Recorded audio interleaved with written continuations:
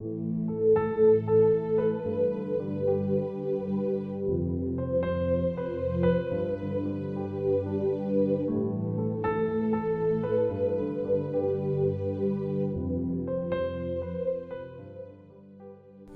du 28 novembre. Le paradoxe hitlérien. Tu es donc inexcusable, qui que tu sois, toi qui juges, car en jugeant les autres, tu te condamnes toi-même, puisque toi qui juges, tu agis comme eux. Romains 2, verset 1. Le 30 avril 1945, Hitler se suicide dans son bunker berlinois avec son épouse Eva Braun. Son corps fut brûlé par ses partisans pour éviter qu'il ne tombe entre les mains des soviétiques qui avaient pris la ville. Hitler est l'un des grands méchants de l'histoire de l'humanité. Il est le visage le plus connu du nazisme, du racisme scientifique, de l'antisémitisme et de l'eugénisme.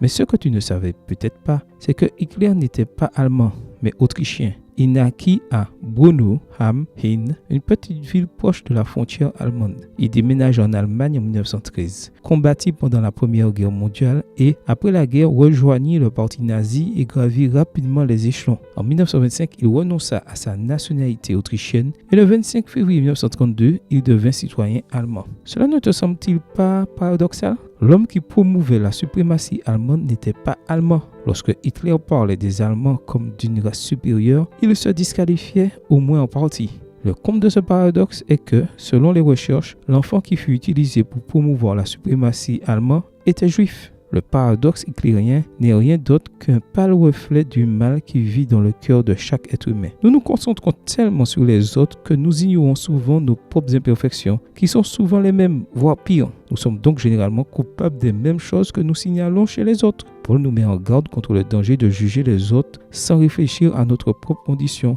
puisque nous sommes tous des pécheurs sauvés par la miséricorde de Dieu. Par conséquent, au lieu de juger, la meilleure chose que nous puissions faire est de suivre les conseils de Jésus et de nous concentrer sur nos propres imperfections et les autres. Concernant nos prochains, la meilleure chose que nous puissions faire est de leur montrer l'amour de Dieu afin qu'eux aussi puissent trouver le pardon et la restauration que Dieu nous a accordé. Amen. Bonne journée à toi et que le Seigneur te bénisse.